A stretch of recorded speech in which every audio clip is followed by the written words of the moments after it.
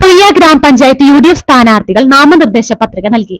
സ്ഥാനാർത്ഥികളും പ്രവർത്തകരും നേതാക്കളുമടക്കം പ്രകടനമായാണ് നാമനിർദ്ദേശ പത്രിക സമർപ്പിക്കാൻ ഗ്രാമപഞ്ചായത്തിൽ എത്തിയത്.